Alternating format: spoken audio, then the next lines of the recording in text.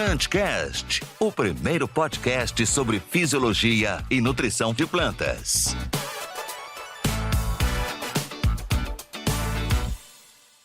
Olá, pessoal! Nós estamos aqui hoje em mais uma edição do PlantCast, o podcast mais ouvido em nutrição e fisiologia de plantas do Brasil. Eu sou a Maria Lanza, sou consultora de desenvolvimento de mercado e vou ter a honra hoje de ser a host desse podcast. E para a gente iniciar hoje sobre um assunto muito interessante, né, uma das culturas que é um exemplo, né, da nossa diversidade no Brasil, eu gostaria de chamar hoje o Guilherme Franco, que é um dos idealizadores desse podcast, para se apresentar e também compartilhar um pouco das suas experiências conosco.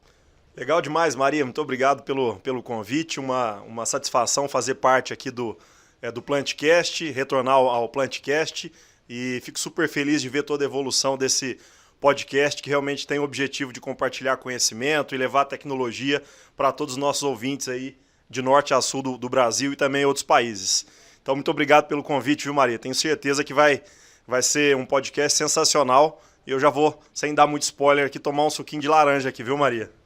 Ótimo, eu não queria dar nenhuma dica, né, mas como a gente já está mostrando aqui, então a gente vai falar um pouquinho sobre a cultura dos citros, né, e nada melhor do que chamar dois consultores que são referência na nossa região, e hoje, pessoal, a gente está numa edição muito legal, que é a 12ª edição do NutriExperts, um evento focado aí em disseminar conhecimento e tecnologia, né, para as maiores mentes que a gente tem hoje no Brasil. Então, eu queria chamar para se apresentar o consultor Humberto Vescov. Humberto, se você puder falar um pouquinho sobre a sua trajetória, né, sobre a sua vivência na cultura dos citros. Tá joia. Primeiramente, queria agradecer aí o convite, né, por participar aí desse podcast. A gente fica muito lisonjeado, né, ainda mais vindo de uma empresa, né, de pessoas tão idôneas assim, dentro aí da nossa agricultura, né. Bom, eu tenho uma empresa de consultoria. Eu trabalho com citros desde 2000, desde logo que eu me formei, que eu terminei a minha formação agronômica. Eu comecei a trabalhar com citros, aí fiz mestrado, fiz doutorado, e há 13 anos aí praticamente eu estou em carreira solo, né? Eu abri minha própria empresa de consultoria e venho desenvolvendo aí, né, o trabalho dentro da consultoria de citros. E há 7 anos aí praticamente, junto com o Rogério, ele entrou comigo na pesquisa, na consultoria e vem me auxiliando aí. E hoje a gente tem uma empresa junto, além da Vescov Consultoria, tem a Vescov Duarte, a qual a gente vem desenvolvendo muito trabalho em citros, né? A gente gera muita pesquisa, e essa pesquisa eu pego essas informações e levo para dentro da consultoria. E acredito que isso vem ajudando bastante a citricultura, o desenvolvimento e a sustentabilidade da citricultura. Muito legal, Humberto. Muito obrigada pela sua presença, viu? Então, estamos agradeço. aqui basicamente com o Batman e o Robin da citricultura, né? E eu gostaria de convidar, então, o consultor Rogério Duarte para se apresentar também para a gente. Muito bom. Obrigado pelo convite. É um prazer estar aqui. Falar um pouquinho sobre citricultura é algo que a gente desenvolve já há algum tempinho, né?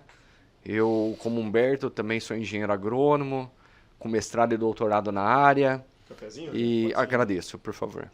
E a partir de então, a partir do momento que a gente assumiu aí a universidade como professores, né, a gente acabou se conhecendo e foi evoluindo aí no trabalho dentro da citricultura, né, focado na consultoria, mas também prezando aí a pesquisa, que eu acredito muito que é um diferencial da consultoria. Na verdade, nós nos conhecemos porque universidade. A gente dava aula junto na mesma universidade. Eu dei aula por 10 anos, eu lecionei por 10 anos, e o Rogério também está com 10 anos e continua, né, Rogério? Isso mesmo. E a partir dali foi o pontapé para iniciarmos a parceria, e hoje aí completando 7 anos juntos e bem sólidos, gerando muita informação para a citricultura, que é algo que eu vejo assim com excelentes olhos, né? A ciência construindo o saber e levando isso de forma extensionista para o produtor, que é o nosso objetivo final, e, consequentemente, o cultivo de citros, né? Então, essa é a nossa trajetória atualmente. Muito legal, Rogério. Obrigada, viu, pela apresentação. Eu que agradeço. E, pessoal, hoje a gente tem um tema só um pouquinho difícil, talvez, né? A gente pensou, assim, em conversar sobre como aumentar a rentabilidade, e já até colocando um adendo, né? Por que rentabilidade? Hoje a gente fala muito só em produtividade, mas quando a gente pensa em rentabilidade, a gente considera o investimento versus aquilo que retorna, né? E quando a gente pensa numa agricultura sustentável, é isso que a gente quer trazer cada vez mais para os nossos produtores, né? Então, uma maior rentabilidade. Então, o nosso tema hoje é como aumentar a rentabilidade da cultura dos citros. mesmo com os estresses que a gente tem em campo. Então, algumas pessoas, né, alguns ouvintes nossos devem ter ouvido algumas notícias em relação ao preço dos citros, o que está acontecendo com o mercado, né? Tá faltando suco, não está faltando suco? O que vocês têm para falar para a gente em relação a um cenário brasileiro, né, mas também a um cenário internacional em relação à cultura dos citros? Eu começo, Roberto, Rogério. deixa eu só te cortar vocês aqui um minutinho. Eu servi aqui um cafezinho para nós e estou pensando aqui, né? Nós estamos aqui numa mesa e tem aqui um cafezinho, um suco de laranja, e eu não poderia deixar passar quieto sem falar que o Brasil é um país líder na produção mundial de café e é um país líder também na exportação e produção de suco de laranja. Então, esse agro realmente enche a gente de orgulho, né, Maria? Vamos seguir, vai lá, pessoal. Vamos lá, eu começo então, Vai. aí a gente vai Bate procurando bola, essas informações aí. Eu sou o Batman, ele é o Robin. Nunca! Bom, o Brasil hoje tem aproximadamente 600 mil hectares de citros, né? E o estado de São Paulo hoje, ele representa a grande fatia, acho que com quase 370 milhões, né? Mil hectares, né? Com uma produção aí em torno de 230 milhões de caixa, né? Uma produção desse ano bem abaixo da média, né? Devido a estresse, né, climáticos, né?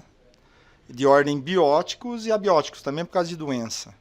Então, essas duas vertentes, elas se uniram e ocorreu, né, dessa baixa produtividade, né? Então, os preços deram uma melhorada, aliás, cresceu muito em relação aos últimos anos, né? Então, os desafios são grandes, né? A gente tem o estado de São Paulo como o maior produtor brasileiro de citros. A Bahia já está em segundo lugar, né, segundo as informações que a gente tem, e depois a Minas Gerais. Tá? Esses são os que compõem a maior parte, né, da produção aí do Brasil, né? Então, eu acho que é um desafio muito grande fazer produzir. Tá? E nós estamos aí para isso, aliar a pesquisa, né, Rogério? A consultoria é um trabalho sério, junto com empresa séria, para a gente tentar evoluir e melhorar esse cenário aí, né? E é importante salientar também a questão além da parte de rentabilidade financeira, né? Você tem todo um lado social da citricultura, você tem todo um lado ambiental da citricultura, que é de extrema importância, né? Em termos de social, a geração de empregos, a citricultura para a gente, Brasil, é uma das que gera muito emprego no campo, né? E isso não se fala tanto, né? Não se coloca muito em evidência, e é uma das coisas que a gente tem que realmente levantar a bandeira e mostrar, além da sustentabilidade financeira, também todo o cunho social, né, e o ambiental, em termos de proteção de matas, né? A gente tem muita coisa boa aí dentro das propriedades que gera a sustentabilidade, né? Tem muita coisa a se trabalhar? Sim, tem. Isso é óbvio. E a gente está buscando, dentro da pesquisa, dentro da consultoria, melhorar todos esses quesitos. Mas que a citricultura tem um peso gigantesco no Brasil, com certeza. E o que é legal, né, Rogério, é que a citricultura passou nos últimos anos por bastante desafio, né? E isso, sem dúvida, traz alguns ensinamentos para os dias de hoje, né? Então, por exemplo, primeiro a questão da própria resiliência, né, Maria? Porque pensa, já teve situação, né, Humberto, do produtor colher a caixa e o valor da caixa não pagar nem a colheita. Quer dizer, o próprio meio, o próprio ambiente forçou o citricultor a se profissionalizar. Então, na hora que a gente traz o assunto de rentabilidade, a gente tem que olhar também os momentos difíceis, eles são também uma escola, né? Então, a gente está num cenário muito favorável, vamos falar assim, para citros agora e numa visão de futuro, mas vale a pena olhar um pouquinho no retrovisor e trazer esse aprendizado de que a persistência, fazer bem feito, né, que numa visão de médio prazo dá certo, né? Então, E internacionalmente, né, de certa forma, a gente vem como carro-chefe de uma cultura em termos mundiais. A cada 10 copos de suco de laranja, quantos são do Brasil, Rogério? Hoje, Não, hoje pode falar. Hoje 8 copos são brasileiros. Vamos fazer um brinde aqui. O meu acabou. Ah, tá valendo. Tem um pouquinho aqui ainda. Já foi, é isso. Bom demais, pô. Que orgulho, hein, Maria? Não é? 4 já estão aqui, ó, na mesa. E para o estado de São Paulo, de 5,3. Né? Então, São Paulo tem um peso gigantesco nessa questão da produção. Né? E em termos Brasil, é o que repercute aí a 80%. Né?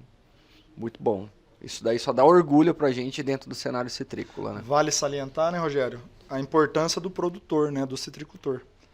porque você mesmo falou que eles passaram por dificuldades, muitas vezes, né, os custos, né, foram maiores do recebido, então eles foram resilientes, entraram em financiamento, tiraram reservas, acreditaram na cultura, se profissionalizaram mais, e junto com a consultoria, junto com os parceiros, eles evoluíram.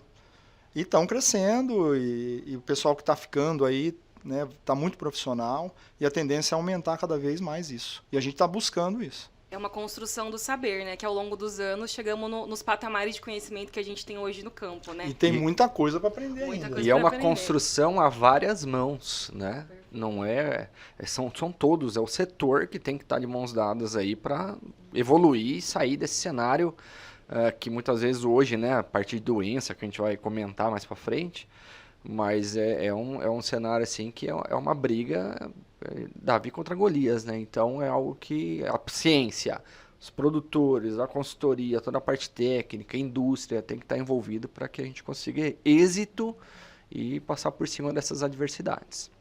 Show de bola. E eu queria fazer uma pergunta agora para vocês. Se a gente pensar um pouco no ciclo fenológico da cultura dos citros, eu queria dividir aqui em 3 partes. Falar um pouquinho de um plantio, depois um citros em formação e um citros em produção. Então, na visão de vocês, quais são os fatores que impactam para ter um plantio nota 10, depois para ter um pomar em formação nota 10 e aí entrando num citros em produção nota 10? Quer que eu comece, Rogério? Vou falar então da implantação, né? Legal. Bom, você tem que escolher uma região com condições aptas à produção de citros, né? Uma condição edafoclimática favorável, tá? E a gente já viu que citros ele se adapta bem ao Brasil e vários ambientes, né? Tanto é que tem alguns produtores que já estão migrando aqui de São Paulo por causa da doença, indo para o Mato Grosso, em Minas Gerais, né? O próprio Goiás, para fugir da doença. E já tem áreas com produção e produzindo bem, né? Mas o que é o ABC, né? Você escolher uma área adequada, né? Com solo que vai te dar características para desenvolver a planta. Aí você tem que corrigir bem esse solo, você tem que ter um material genético que você vai plantar muito bom, livre de doença, produtivo, né? Então com características genéticas boas de viveiros idôneos, né? Correção de solo, um preparo do solo para você não ter problema em futura conservação do solo, porque isso é muito importante dentro da parte ambiental também, né? Aí você tem que fazer o planejamento, o plano altimétrico. Você tem que fazer a escolha da variedade, porta-enxerto, espaçamento de acordo com a variedade, de acordo com o porta-enxerto. Aí você tem que ter um bom plantador, né? Já falei das mudas, né? Tem que ter um bom plantador. Aí você tem que aguar logo em seguida que você planta. Você tem que já entrar com a adubação nitrogenada, o adubo de liberação lenta que a gente vem aplicando e desenvolvendo, né, Guilherme, já há muito tempo, né? A gente foi pioneiro no desenvolvimento do Product Coat Longer, né? Verdade. Aproveitar para agradecer, viu, Humberto? Eu tive alguns professores aí na minha história como profissional e a Vescov Consultoria foi uma delas. Então me lembro bem da gente plantando mudinha de citros lá com o Product Coat, fazendo vários testes, matando umas mudas, mas conseguimos posicionar e hoje o produto é líder de mercado aí no mercado de citros. E continuamos a pesquisa, lembre-se disso, né? É uma pesquisa a longo prazo, né? Mas você que fez a maior parte do serviço, 90%, porque você foi aquele dia embaixo daquele sol, catracando o Product Coat Longer nas plantinhas lá, foi 200, 300 plantas lá e eu não consegui não, viu? Tempo bom, muito bom. Então, aliado a isso, né, a irrigação.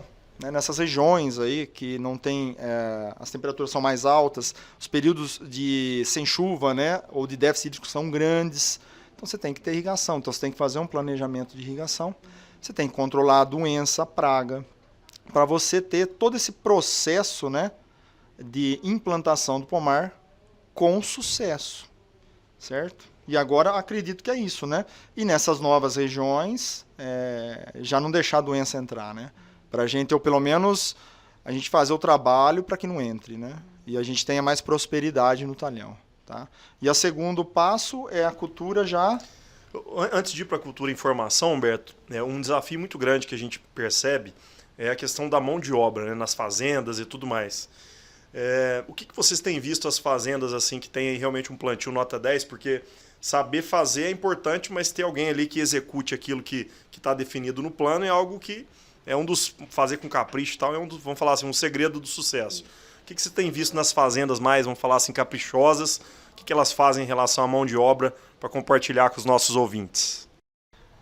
Treinamento. É. Né? Eu acho capacitação. Equipe. Hoje, equipe. Formar equipe. É isso aí. Tá fácil? Não, não tá. Rotatividade tem bastante? Tem bastante. Só que nós precisamos ter resiliência. Né? Se você vai plantar uma fazenda, você precisa ter gente competente trabalhando. Você precisa, se não tiver, tem que treinar, né? E eu acredito que não somente nas fazendas, ou não somente em plantios, em qualquer empresa, a equipe é o que vai mover a eficiência do processo, né? Então, o Humberto comentou bem, o treinar, o estar ali próximo, o investir, por mais que muitas vezes seja difícil, né? Porque você tem a saída de uma pessoa, vai para uma outra empresa ou abre o seu próprio negócio, mas a gente acredita que o investir em pessoas é fundamental para êxito dentro das propriedades. Isso em qualquer esfera, desde a pessoa que vai lá plantar, do tratorista, todo mundo que vai mexer ali, o pessoal da gestão, enfim. É um processo de construção e contínuo, né? E todos são importantes. E todos tá? são importantes. Todos são importantes. E a equipe se forma com todos. Legal. Tá? Como vai buscar essa mão de obra? A gente está pesquisando, está estudando para fazer alojamentos, dar condições da gente ter essas pessoas talvez dentro da fazenda para colher as laranjas, para trabalhar, né? Dar condições, né? Para que eles se sintam bem e trabalhem e façam desenvolver a fazenda. Não vai ser fácil. É um desafio mão de obra. Sim. Mas para o citricultor ele passou por tantos desafios, né? Que eu acho que esse aí é mais um e nós vamos conseguir também. E eu acho também, né, Guilherme, até retomando um pouco do assunto, às vezes a implementação de tecnologias dentro da propriedade, desde o início do pomar, também é uma ferramenta muito importante, né? Às vezes você reduzir um parcelamento, né, ou você usar um produto mais confiável, isso também ajuda muito no dia a dia, né, ali nesse trabalho inicial. Um adubo de liberação lenta, que é uma aplicação convencional se aplica a cada 30, 40 dias. Uma adubação nitrogenada de pomar de implantação a cada 30, 40 dias.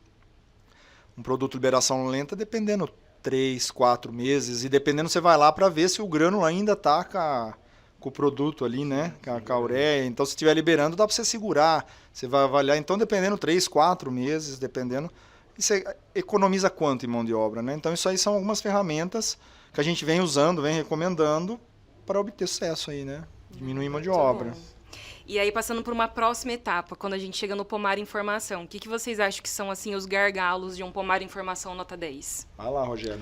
É um ponto a se salientar. E um deles é água, fato consumado. A gente precisa investir, né, hoje, áreas mais para o norte, em irrigação, para manter esses pomares bem formados, desenvolvidos e, consequentemente, chegar numa fase produtiva bem formadinho, né? Bem estruturado. Tem a questão da doença também, que é de extrema importância. Eu consegui tirar pomar hoje na citricultura, né? Sair de um pomar em formação para um pomar produtivo com sanidade, com o máximo de sanidade possível. E aí focando principalmente em greening, né? O HLB, que é um desafio gigantesco nosso hoje. O estado aqui de São Paulo. Justamente. Tem outros fatores também ligados ao desenvolvimento, à precocidade, né? Utilizar aí produtos, estratégias que visem a precocidade do plantio. É um dos focos hoje que a gente vem estudando, desenvolvendo para conseguir transformar um pomar juvenil em produtivo o mais rápido possível, justamente para conseguir também tirar pomar, sair um pouquinho daquela linha de tênue da doença, né, em que eu tenho que tirar plantas, repor, enfim, são vários esses fatores, né? Então, o manejo em si, manejo fitossanitário, manejo nutricional de extrema importância, né? E dessa forma a gente vai construindo a planta para que ela chegue lá naquela fase de 5 anos para cima com uma carga produtiva já interessante, que ela já começa a pagar as contas, né? O uso de produtos para induzir resistência, né? Isso. Bioestimulantes, né? Então isso aí é muito importante, que acelera o desenvolvimento da planta, né? Diminui os estresses oxidativos, então a planta ela pode desempenhar melhor na fotossíntese, crescer mais, produzir mais. Então tem ferramentas aí, viu, Legal. Guilherme, Maria? Tem bola. ferramentas que a gente está utilizando, embasados logicamente na pesquisa, e que têm sido eficientes, vem ajudando. Muito legal. E aí, acho que agora a gente falou um pouco sobre como treinar o time, né? Acho que a gente chega agora em como jogar o campeonato final para ver se vamos ganhar esse jogo. Quando a gente pensa num pomar em produção, o que vocês diriam pra gente que seria, assim, o ponto-chave desse manejo?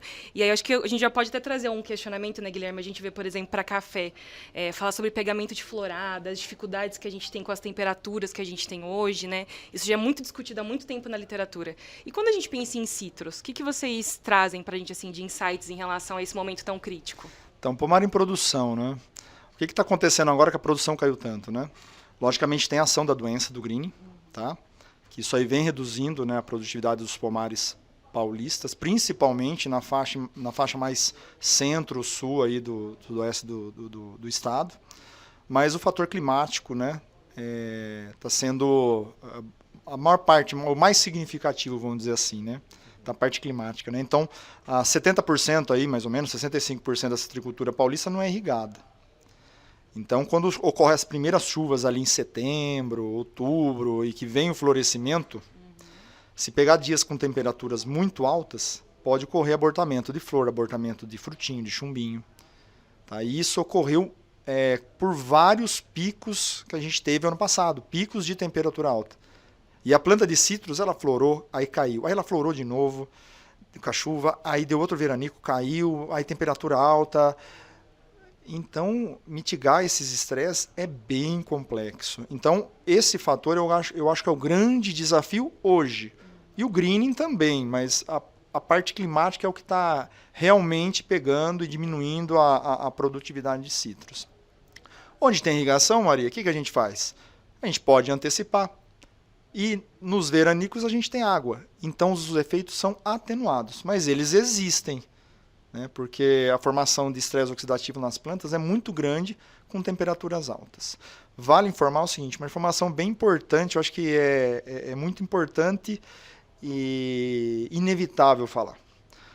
O número de dias com temperaturas acima de 32 e 35 graus ocorridos o ano passado e esse ano estão muito acima da nossa média. Muito, mas é muito acima.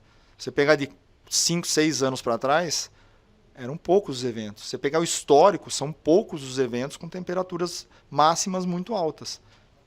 32 graus, a planta de citros, a fotossíntese já cai bem, né? E 35. E 35 por muitos dias. Então, esses aspectos climáticos, eles estão prejudicando bastante. Então, o que a gente vai fazer para atenuar? O uso de produtos aí que podem diminuir esses estresses oxidativos, o uso da irrigação, tentar antecipar a irrigação onde você conseguir, desde que você tenha certeza, ou né, o estresse suficiente para vir uma boa florada, desde que você tenha água, e nutrição. Trabalhar com nutrição, correção de solo. Então você tem que ter uma planta preparada para essas adversidades. Aí você vai sair na frente de muita gente. Então, nutrição, irrigação, uso de produtos que vão diminuir esse estresse oxidativo. Tá? E o manejo, no geral, da cultura irrigada pode atenuar e diminuir essa disparidade de produção do ano para o outro. Uma coisa super legal... Não sei se eu falei muito, viu? Não, excelente. Falou tudo. Falou tudo. E eu me lembro que uma vez eu estava lendo um artigo sobre porcentagem de pegamento em citros, e aí falava da porcentagem de pegamento da baianinha. Aí eu falei assim, vai ser baixo, já sabia que era baixo, mas a hora que eu vi o número de 7%, eu falei, não é possível que uma né, se você tem lá de 100% do que floresceu, o que vai transformar de fato em fruta é 7%. Então é baixíssimo, né? É claro que tem a questão fisiológica, que a planta se autorregula para isso, depende da variedade e tudo mais. E aí eu comecei a aprofundar um pouco mais e a gente entra na questão hormonal, né, Maria? Quer dizer, se você tem uma situação de adversidade, como o Humberto trouxe, temperaturas acima de 34 graus, você já vai ter uma modulação hormonal tendendo muito mais para senescência, para amadurecimento. E aí você tem, vamos falar assim, você tem um modelo hormonal ali que é muito mais favorável, né, desfavorável ao florescimento e favorável para o abortamento. E aí o legal é que existem ferramentas para, de alguma forma, mitigar isso. Então acho que esse é um ponto, Maria, que eu vejo nos últimos anos, evoluiu muito em relação a tecnologias para citros que conseguem ajudar o produtor, né, ajudar o produtor a perder menos. Porque se tem um lado da nutrição, da fisiologia, que é para acelerar a planta, para ela produzir mais, tem um outro que é deixar de perder também é um ganho, né? E aí o uso de bioestimulantes, nesse sentido, vejo que é uma ferramenta que está disponível para o produtor utilizar. Mas me chamou muita atenção essa porcentagem de pegamento. Né? Se a gente conseguir sair aí de que seja 10% para 15%, para 20%, já está aumentando em porcentagem bastante coisa, né? E 7% é um pegamento até bom, porque pode chegar a 0,1%, meio por cento. Isso mesmo. Né? Então, Olha aí, olha o valor de cada flor. Eu encaro bastante esse citricultura com essa formação base, né? Olhar, tenho até conversado muito com o Humberto em relação a isso, olhar para o solo, entender o que tem ali, o que dá para ser corrigido, formar a planta em termos de base para que ela suporte. Vai chegar no momento em que, em termos de produção, ela entra no aspecto produtivo, vai entrar ali em pré-florada, florada, né, em que eu tenho fatores bióticos e abióticos que vão atuar como agentes estressantes para uma planta. Ela é produtora de flor, ela produz muita flor, isso é fato. Por si só, o pegamento dela é baixo, né? Ela está na fisiologia dela. Ela não tem capacidade de segurar toda aquela florada que ela acaba produzindo, gerando, né? Aliado a isso, você tem os fatores bióticos e abióticos que, por estresse, vão fazer com que haja uma queda também dessa florada. E aí entra, e é uma das pesquisas que a gente sempre tem feito e evoluído, né? Que é o uso dos bioestimulantes, justamente para tentar mitigar ao máximo, até onde a gente consegue, né, essa questão dos abortamentos. E, consequentemente, segurar mais fruto até chegar na fase de ping-pong e, consequentemente, isso daí aumenta em produção, produtividade. Você vai fazendo um trabalho depois de enchimento de fruta, aí é um processo já de finalização. Mas, no nosso entender hoje, dentro da consultoria, o uso dos bioestimulantes vem muito dentro da ciência, né? É algo que a gente vem estudando e aplicando com mais frequência, com certeza. Não, muito legal, pessoal. Eu acho que a gente falou bastante, né, sobre a doença, sobre o greening. Vocês poderiam dar uma explicação, assim, às vezes, para as pessoas que não ouviram falar ou que ainda não conhecem o funcionamento dessa doença, só para a gente ficar todo mundo na mesma página em relação ao que está acontecendo no cenário brasileiro? Pode falar, Rogério, aí do estado de São Paulo? Pode Vamos lá. Greening. Passar a bola para você. Que Então, greening ele é uma doença bacteriana, né? Então, uma bactéria transmitida por um vetor, que nesse caso é o psilídeo, Diaphorina citeri, tá? Que, de certa forma, a gente tem trabalhado muito. Uma boa parcela das nossas pesquisas hoje estão direcionadas ao vetor e estratégias que a gente consiga dar sobrevida para pomar, né? Haja vista que a gente não tem uma ferramenta que controle essa bactéria, tá? Então, o greening, ele começou ali, né, a partir do 2003, 2004, e desde então ele vem aumentando em termos de incidência, tá? Hoje já passou aí da casa dos 25% dos pomares com HLB, né? E, de certa forma, a estratégia hoje está pautada em erradicação de plantas sintomáticas, tá? Para pomares produtivos, já entrando até na linha de conviver com a doença, utilizando a linha nutricional, utilizando ferramentas que dentro da nossa pesquisa a gente já viu que tem um empenho, tem uma eficiência dentro do manejo, e focando muito na questão do controle do vetor, tá? Hoje, dentro também aí, né, puxando bastante sardinha para a pesquisa, né? Hoje a gente tem feito um estudo com diferentes populações de psilídeo no estado de São Paulo.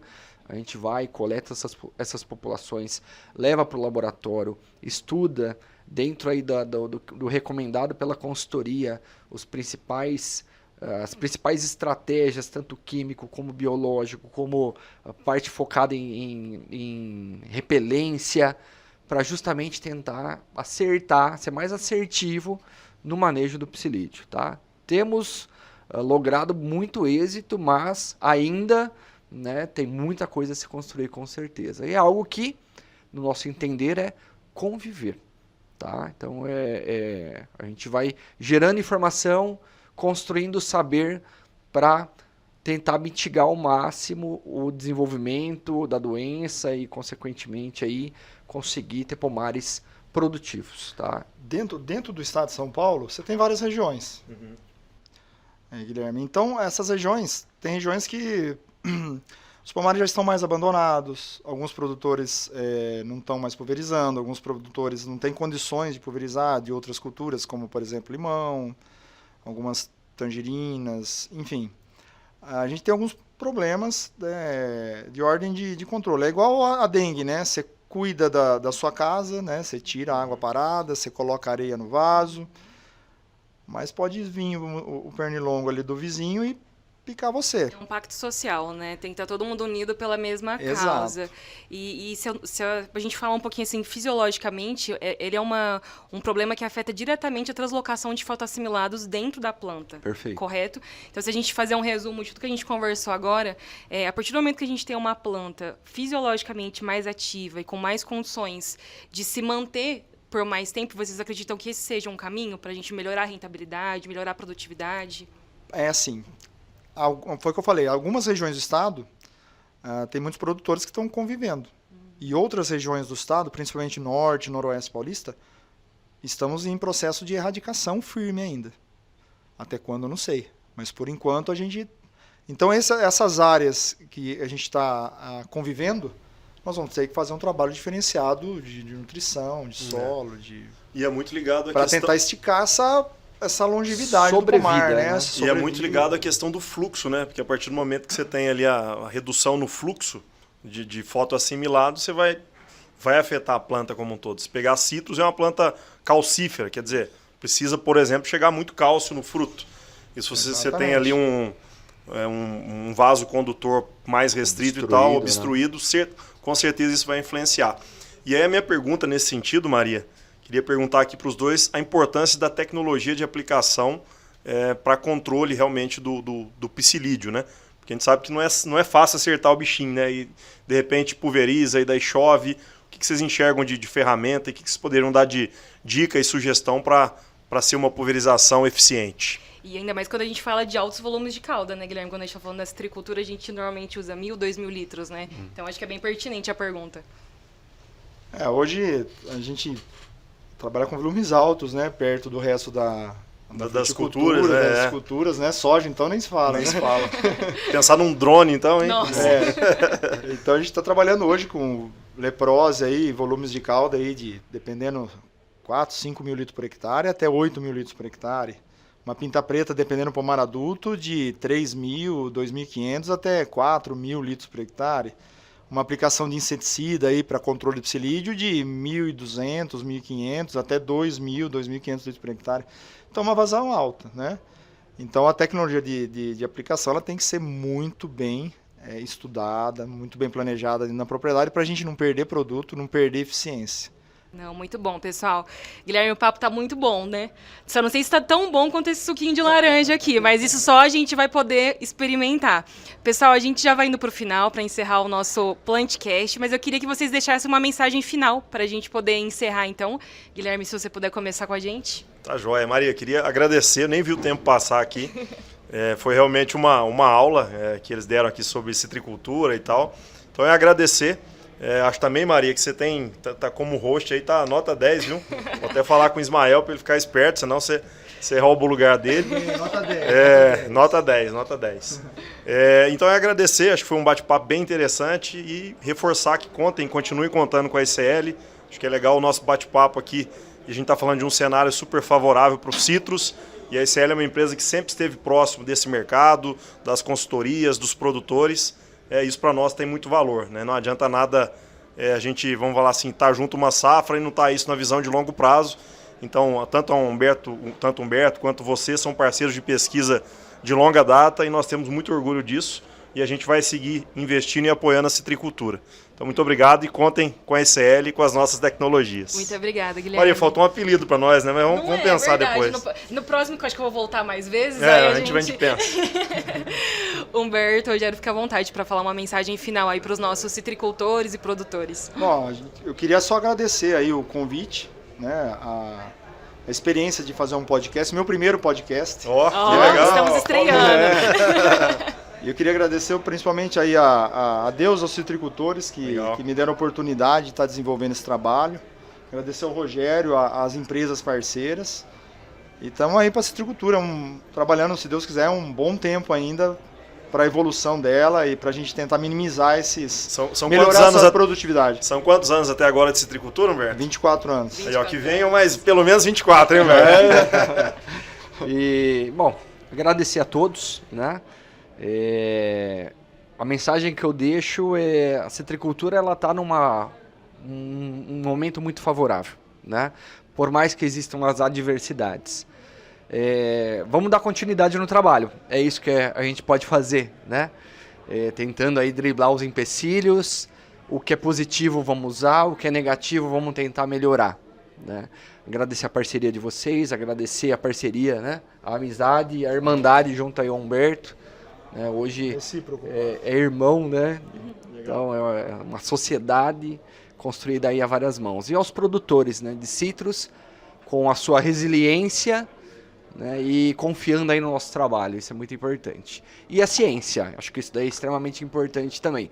Vamos continuar fazendo pesquisa para superar esses desafios e dando sequência no nosso trabalho, tá bom? Maria, antes de você finalizar, não poderia deixar passar aqui, o Rogério estava fazendo os comentários dele e eu estou lembrando da contribuição que citros tem para a nutrição via folha no Brasil, né?